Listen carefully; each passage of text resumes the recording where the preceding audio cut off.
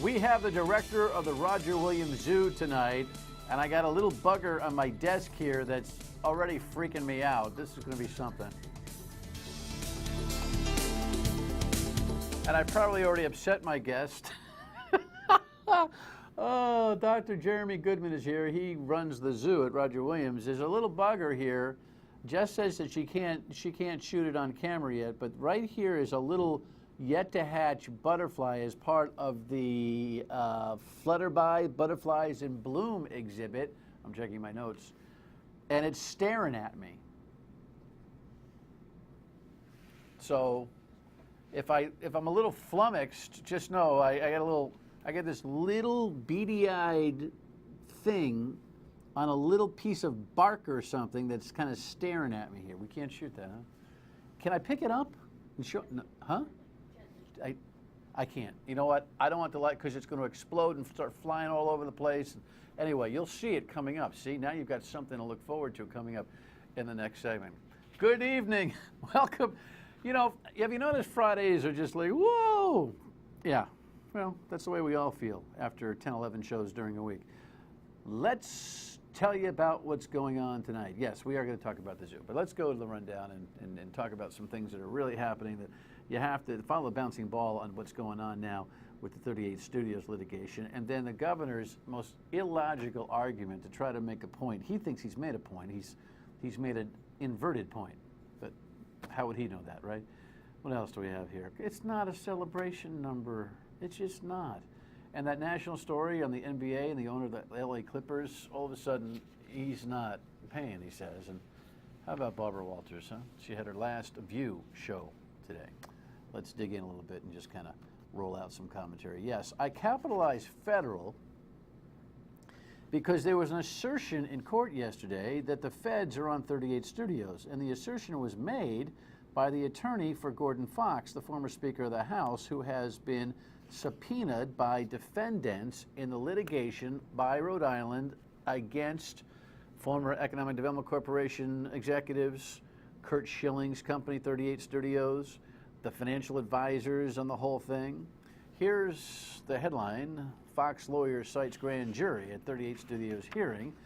And, of course, that was on WPRI.com. And, of course, there's a package on this from Eyewitness News that kind of explains the whole thing. Subpoenas have gone out for the production of documents. Gordon Fox's attorney, Albin Moser, told the judge the former speaker shouldn't have to comply. I'm not here to say whether or not any documents do exist. In fact, I'm here to say that on behalf of my client, he doesn't have to answer that question. Moser invoking Fox's Fifth Amendment right against self-incrimination. And that's when Moser for the first time referred to a grand jury investigation that may concern 38 Studios. Our belief that federal and state investigators are interested in the subject. The judge asked, is this your belief, a subjective belief? It is not a subjective belief. I hesitate to go further out of respect for the Fifth Amendment privilege and also the attorney-client privilege. According to Moser, more than 100 subpoenas have gone out in connection with grand jury proceedings. U.S. Attorney Peter Nerona has told us the federal investigation into 38 Studios is closed, but a state police probe is ongoing.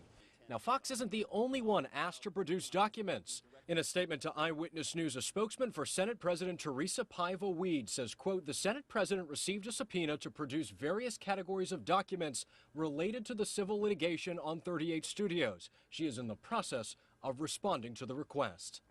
This is really interesting. So that lawyer, Gordon Fox's lawyer, more or less has publicly indicted his client by saying, well, we can't participate in the civil litigation because my client's got to protect himself against criminal investigations that are going on 38 Studios. And he suggested that the federal grand jury might be in existence and the state grand jury might be in existence. But we know through the good work on Eyewitness News and newsmakers and Tim White and the Target 12 team that at least to date, the U.S. Attorney's Office is still sticking to the idea that there is no federal investigation here. So this guy might be way over his tips, 11 feet out on a 10-foot board in advocacy for his client. So that's kind of an interesting part of this whole thing. The other interesting part of this whole thing is that we learned that originally we thought that there was a subpoena issued for the entire House of Representatives.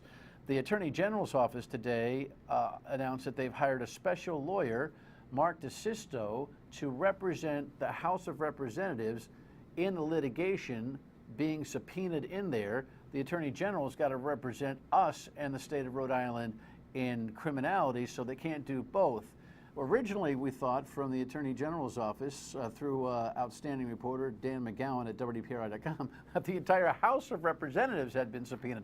And I thought that's kind of funny. Wouldn't you like to see the 75 members, you know, like the People's Court, dun-dun-dun, dun-dun-dun, having to come into the conference room for depositions? We could interview them one by one. That's not happening. Clarification is that we talked about that on the radio and had a ball today on WPRO, weekdays noon to 3. But turns out it's just the Speaker of the House has been subpoenaed. That would be the same Gordon Fox that has a lawyer that says can't because we got criminal probes that nobody know about or partially didn't know about. You following all this? It just gets deeper and deeper. So you move on now to the idea of funding the 38 Studios debt. You know, this $12 million payment for 6 years that we've got to make. That's our next item, Jess. Yes, that would be the latest Chafee illogical argument on all of this. Now, here's the thing. The governor was walking the hallways yesterday and got into a little press scrum, you know, where they ask him questions, and he started to burp out this thought on the 38 Studios debt.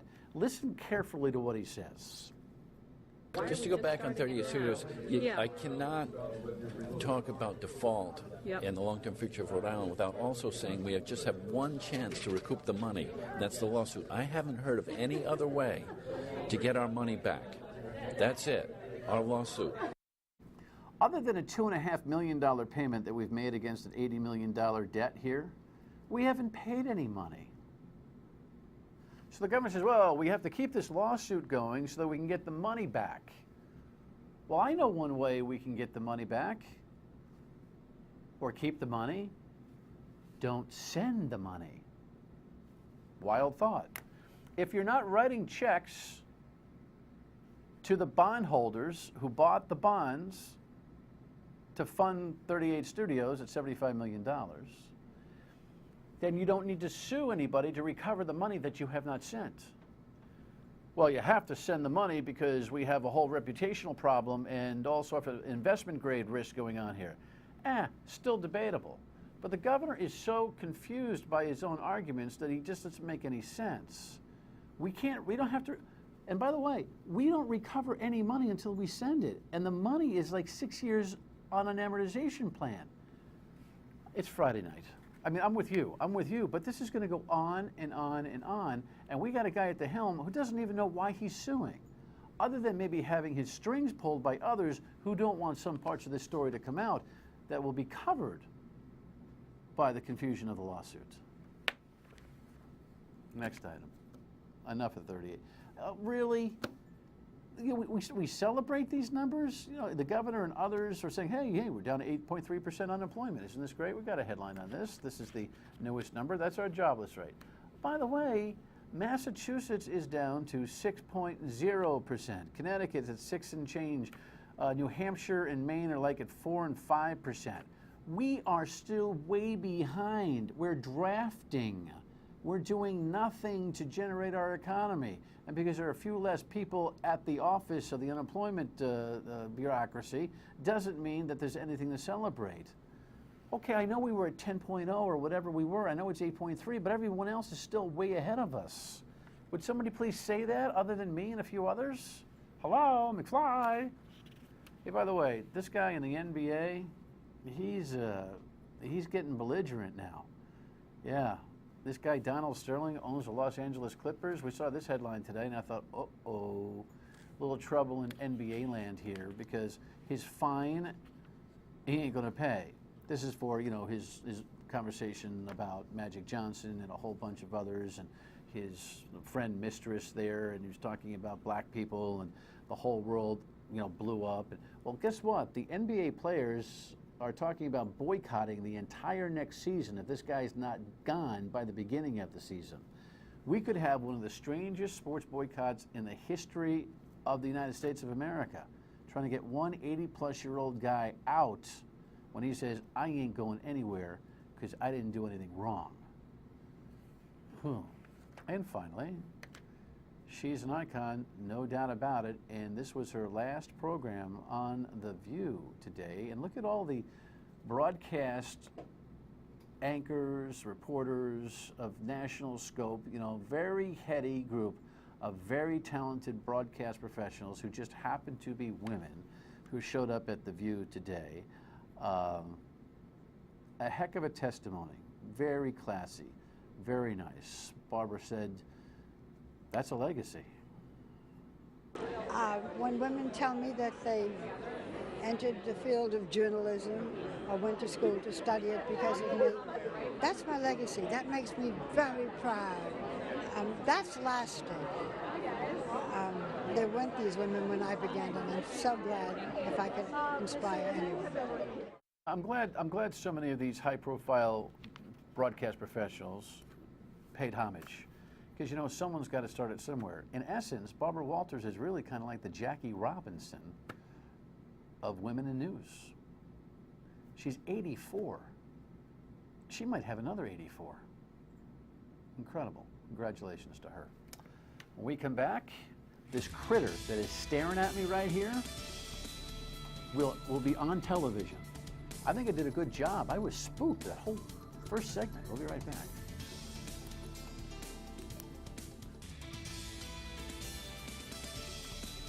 Yes, the Roger Williams Zoo. I think you'd be very pleasantly surprised if you haven't been there in a while or ever about how cool it is. And they got a lot of stuff going on. And I found a Jersey guy who's running it. You know, he's been here a year. Yes, and we've got a little guy there. Dr. Jeremy Goodman has been here, what, a year now, running the zoo? I started last July. And he says, I was at the Turnpike Zoo.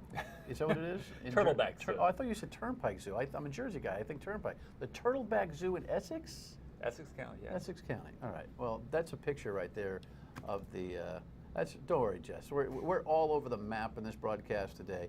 I was supposed to ask for the picture first, but it's because I got this little critter that's been staring at me that I've been a little flummoxed today. What is this thing? Has been on our desk for the entire time. What can we shoot that? I don't know how close we can get to it. But Uptight or not? what is that? This is a chrysalis from a monarch butterfly. A chrysalis. A chrysalis, right. A Chrysalis. cocoon is from a moth. A chrysalis is from a butterfly. So that's what a butterfly looks like before it becomes one. Right. Started eggs, go to caterpillars, chrysalis, and then beautiful butterflies. How long do they stay like that? It really depends on the species, but this guy right here should be hatching any minute or day now. Really? Yeah. So that's why I was a little spooked, because that's what Jeremy was saying, and I'm thinking, this thing is going to open up and fly all over the studio right in the middle of my little thing. But it takes a little time, right, for them to kind of like get going and Right. But they're like kinda- babies. Exactly. They're kind of wet and all scrunched up, and it takes them a little while to dry their wings out and stretch out. And what's the significance of this? You've got a thing, the Flutterby Butterflies in Bloom exhibit. Right. We brought that back after being gone for several years, and it's an incredible exhibit. Our horticulture team did a great job planting thousands of plants for the butterflies, and we have hundreds and hundreds of butterflies flying all around you. It's really an immersive exhibit. It's pretty cool. So what about this baby here? What is this? Is So that's an adult monarch butterfly in there, and that's one of the 5 species that you'll see in the new exhibit. And like I said, there'll be hundreds of them. Can we shoot it? There we go.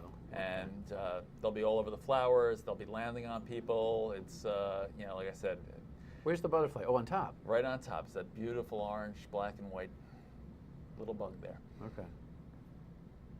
What kind of butterfly is that? That's a monarch, and they're common around here. So at the exhibit, they're all over the place. They're flying They around are you. And overhead, underfoot, all to left and right. You are surrounded. It's a peaceful thing, I bet. very, very peaceful. I don't know why I was so spooked by this guy staring at me here on the side. It's like, Dan, you afraid of butterflies for crying out loud? Hello.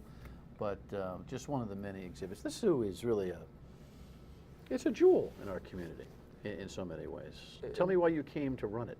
It really is. It's the 3rd oldest zoo in the country, believe it or not. It's been around for a long time, and the people of Rhode Island certainly, and people of New England really love it. But it's got a great national reputation. Our conservation programs, our education programs are really respected around the country and beyond. And it was a great opportunity to come to a world-renowned zoo here in Rhode Island, and really kind of put our stamp on it, work on a new master plan, and give it a nice refresh, and bring some really exciting things like our butterflies and some of our other new exhibits. What's the status of zoos in America today and the like? I mean, are they still the rage? I mean, every kid grows up wanting to go to the zoo. Are we still seeing that kind of traffic? Oh, absolutely. You know, the accredited zoo, and we're accredited by the Association of Zoos and Aquariums. There's only about 215 or so zoos that are accredited.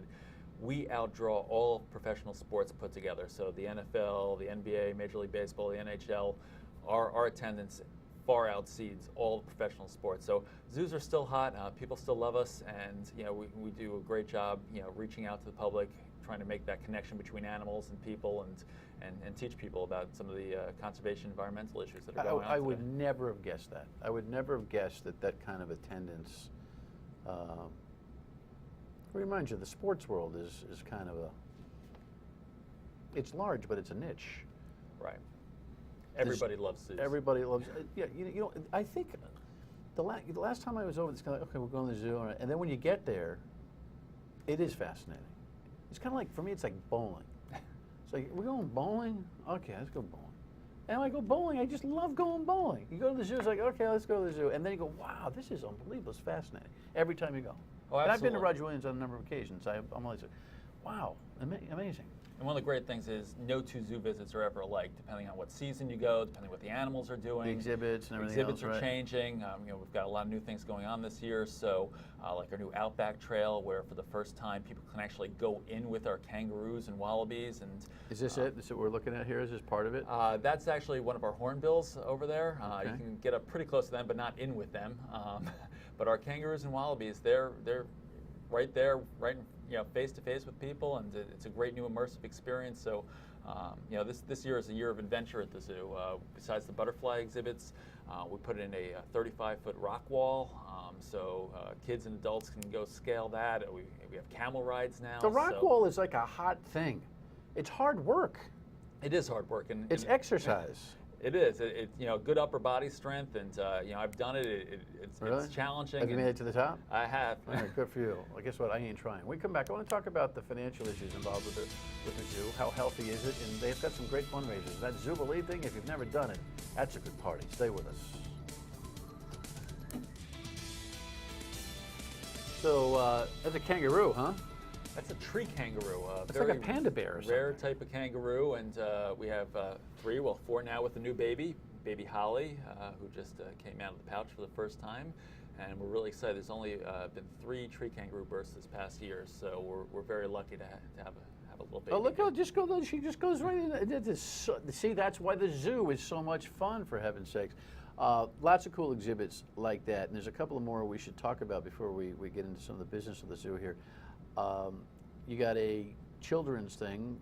What was the other one that we wanted to talk about? The camp. Yeah, Right. children camp. See, that's right.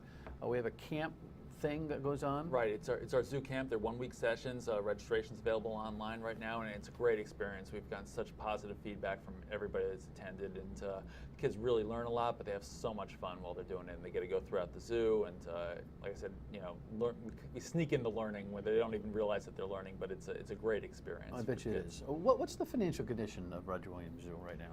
Sure, we're the city owns the property, the city of Providence, but we're run by the Rhode Island Zoological Society. So we are a not-for-profit. We do a lot of fundraising. We have our biggest fundraiser, or one of our biggest fundraisers, coming up in Zubilee. You got the Zubilee. Party. Put that info up, Jeff, so if you get a chance, because that's a great party.